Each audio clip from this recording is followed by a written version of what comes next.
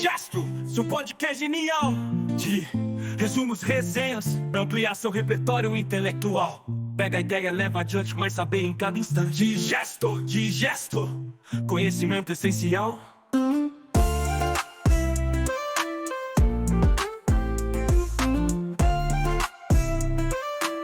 Conhecimento essencial de podcast genial de resumos, resenhas.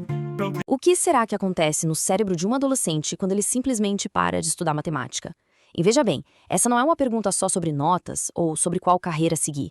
É sobre mudanças reais, físicas e químicas que acontecem lá dentro, num cérebro que está em pleno desenvolvimento. Hoje a gente vai mergulhar na neurociência por trás de uma das decisões educacionais mais importantes da vida de um jovem. Para começar, vamos direto a um dado bem concreto: dinheiro. Pois é. Estudos feitos no Reino Unido que levaram em conta vários fatores, como a situação socioeconômica, mostraram uma coisa impressionante. A decisão de não estudar matemática em nível avançado pode levar a uma queda de até 11% na renda futura. 11%!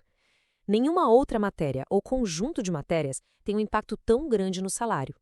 É um número que faz a gente parar para pensar, né? Mostra que essa escolha tem consequências bem longas. Ok, o impacto financeiro ficou claro. Mas a ciência hoje nos permite ir muito além disso. A pergunta que fica é: o que de fato acontece na estrutura, na química do cérebro de um adolescente quando a matemática, de repente, some da rotina de estudos? É exatamente essa a questão que uma pesquisa fascinante da Universidade de Oxford decidiu investigar. E para a gente desvendar esse mistério juntos, aqui está o nosso roteiro. A gente começa entendendo o contexto onde essa decisão é tomada. Depois, vamos agir como detetive, sabe, investigando dois suspeitos. Será que a diferença já nasce com a pessoa ou é a experiência que a cria? Em seguida, vamos seguir uma pista química importantíssima no cérebro, analisar as provas para chegar num veredito e, por fim, vamos conversar sobre o que tudo isso significa para o futuro da aprendizagem e, claro, para a sala de aula. Então, vamos lá para o primeiro ponto da nossa investigação.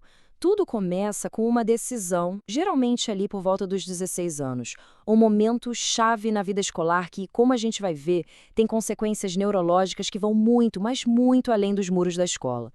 O cenário da nossa história se passa no sistema educacional do Reino Unido. Lá, quando os alunos chegam aos 16 anos, eles precisam escolher pouquíssimas matérias para focar no nível avançado, os chamados A-Levels. E olha só que interessante, matemática é opcional. Isso, sem querer, criou um tipo de laboratório natural perfeito para os cientistas. Eles puderam comparar dois grupos de adolescentes muito parecidos, mas com uma diferença crucial. Um grupo continuou firme na matemática e o outro não. E como a ciência já vem mostrando há tempos, as consequências dessa escolha se espalham por toda a vida. Ter uma boa formação em matemática está ligado a um melhor progresso educacional, ao tipo de emprego que se consegue, à saúde mental e física e, claro, à estabilidade financeira, que culmina naquele número que vimos, menos 11% na renda futura. O recado é claro, a gente está falando de uma das decisões mais impactantes da vida escolar de uma pessoa. Bom, com o cenário bem definido, a gente chega no coração do mistério. Se existem mesmo diferenças no cérebro entre quem continua e quem para de estudar matemática, de onde elas vêm? A ciência nos dá dois suspeitos principais, duas hipóteses que competem entre si. Essa é a pergunta de $1 milhão. Será que alguns alunos já nascem com um cérebro, vamos dizer, menos preparado para a matemática e isso faz com que eles desistam? Ou será que o ato de abandonar a matemática é que provoca as mudanças no cérebro? É a clássica discussão de natureza versus criação, só que aplicada diretamente à educação. Esse quadro aqui resume perfeitamente as duas teorias. De um lado, a gente tem a hipótese do biomarcador, que é a nossa teoria da natureza. Ela diz o seguinte: as diferenças no cérebro já estão lá antes da pessoa escolher.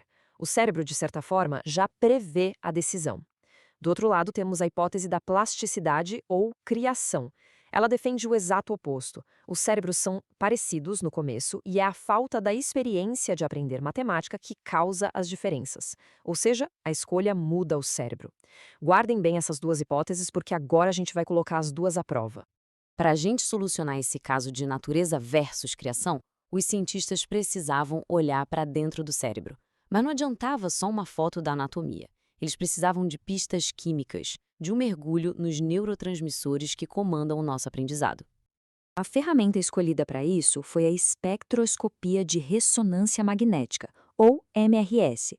Pense nela como uma ressonância magnética superpoderosa, que em vez de só tirar uma foto dos órgãos, consegue medir a concentração de substâncias químicas no cérebro. O foco foi em duas regiões super importantes para a matemática: o giro frontal médio, o GFM, e o sulco intraparietal, ou CIP. E os químicos investigados foram o GABA e o glutamato, que agem como freio e o acelerador da atividade cerebral. E vamos focar num desses químicos em especial, o GABA. Pensa assim, se o cérebro fosse uma orquestra, o GABA seria aquele maestro que fala para alguns músicos tocarem mais baixo para a melodia principal se destacar, sabe? Ele é o grande freio do sistema nervoso. Não para parar tudo, mas para regular, para refinar, criando um sinal neural mais limpo, mais eficiente. Ter níveis de GABA adequados é fundamental para aprender e para a plasticidade do cérebro. Então vamos guardar isso. GABA é o freio regulador. Antes de olhar a química do cérebro, os pesquisadores só confirmaram o que a gente já podia imaginar sobre o comportamento dos alunos. E não deu outra. O grupo que parou de estudar matemática teve um desempenho bem pior, tanto em continha simples quanto em raciocínio matemático. E mais, eles também disseram sentir mais ansiedade com a matemática. Isso só mostra que os dois grupos são, de fato, diferentes. Com essas diferenças de comportamento bem estabelecidas, a equipe foi olhar os dados da química cerebral. E foi aí, minha gente, que eles encontraram a primeira grande pista da nossa investigação. A arma do crime, por assim dizer. A prova estava nos níveis de GABA, e de forma bem específica em uma daquelas regiões que eles estavam de olho, o giro frontal médio. E a descoberta está bem aqui, nesse gráfico. Os alunos que pararam de estudar matemática tinham uma concentração de GABA muito, muito menor no giro frontal médio, quando comparados com os colegas que continuaram. A diferença era nítida, robusta. Tinha menos freio regulador naquela região do cérebro que é tão importante para o raciocínio. Sabe o que torna uma investigação científica realmente forte? A especificidade. E foi exatamente isso que os pesquisadores encontraram. Essa diferença não apareceu para o glutamato, o acelerador, e também não apareceu na outra região do cérebro que eles analisaram, o sulco intraparietal. A pista era exclusiva do GABA e do giro frontal médio. Isso sugere que tem algo muito específico acontecendo ali, relacionado à falta de treino em raciocínio matemático complexo, que é uma função super ligada ao GFM. Certo, então a gente tem uma pista forte, menos GABA no GFM dos alunos que largaram a matemática. Mas calma, isso ainda não resolve o nosso caso. Essa diferença é a causa da decisão ou é a consequência dela? Chegou a hora do veredito.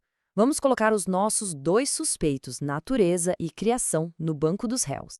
Vamos pensar como cientistas por um instante. A gente tem dois grupos de alunos mais velhos e achamos uma diferença no cérebro deles. Como a gente pode saber se essa diferença já estava lá quando eles tinham 16 anos, antes mesmo de começarem os estudos avançados? A resposta está num desenho de estudo, numa estratégia muito, mas muito inteligente. A sacada genial dos pesquisadores foi recrutar um segundo grupo de alunos, mais novos. Esses alunos já tinham decidido se iam ou não continuar com a matemática, mas eles ainda não tinham começado o novo currículo. Naquele momento, eles estavam todos tendo exatamente a mesma educação. Isso permitiu aos cientistas separar a decisão da experiência, uma verdadeira jogada de mestre. E aqui, o momento da verdade, o clímax da nossa investigação. No grupo mais jovem, aquele que já tinha decidido, mas ainda não tinha mudado o currículo, não havia absolutamente nenhuma diferença nos níveis de GABA no giro frontal médio entre quem ia continuar com a matemática e quem ia parar. A diferença só apareceu no grupo mais velho, depois que eles já tinham passado um bom tempo sem estudar matemática. O veredito, então, é unânime. A hipótese do biomarcador, o nosso suspeito, natureza, foi inocentada. A culpada, no bom sentido, é a hipótese da plasticidade. As diferenças no cérebro não são pré-existentes.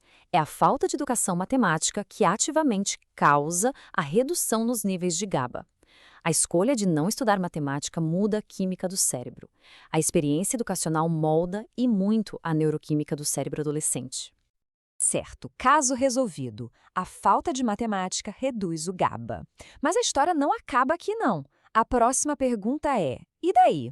Essa mudança química tem alguma consequência real para o aprendizado no futuro? O nível de GABA realmente importa para o desenvolvimento cognitivo a longo prazo? E a resposta é um sonoro sim!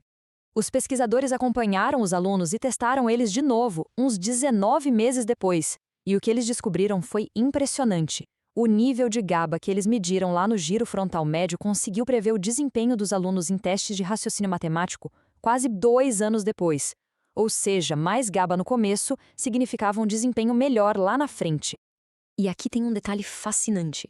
Os níveis de GABA previram o desempenho em raciocínio matemático, mas não em operações numéricas simples, como uma conta de multiplicar. Por quê?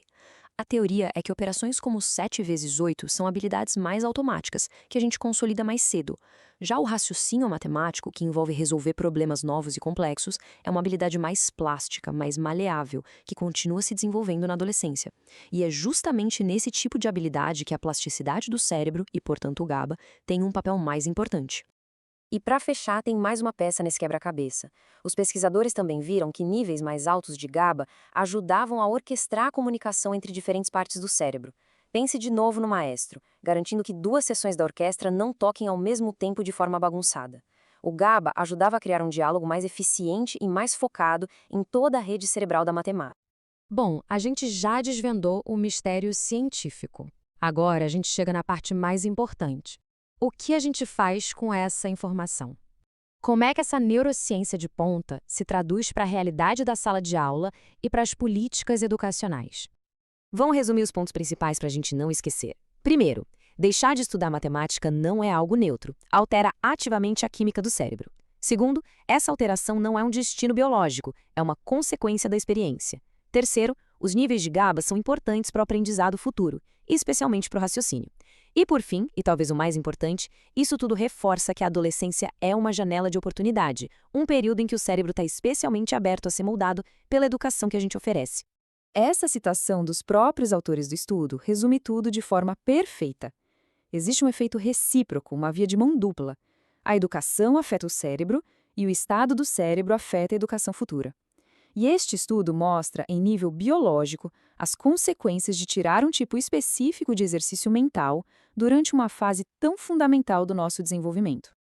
E tudo isso nos deixa com uma pergunta final, que é provocativa, mas muito relevante. Se a gente sabe que parar de estudar matemática causa uma redução no neurotransmissor ligado à plasticidade e ao futuro do raciocínio, qual é a nossa responsabilidade como sociedade, como educadores? Será que a matemática, ou pelo menos algum tipo de treino de raciocínio lógico, deveria ser obrigatório até o fim do ensino médio? Este estudo não nos dá a resposta política, claro, mas ele nos dá uma evidência neurobiológica muito poderosa para a gente levar em conta nesse debate. Digesto, seu podcast genial de resumos, resenhas, pra ampliar seu repertório intelectual. Pega a ideia, leva adiante, mas saber em cada instante. Digesto, conhecimento essencial.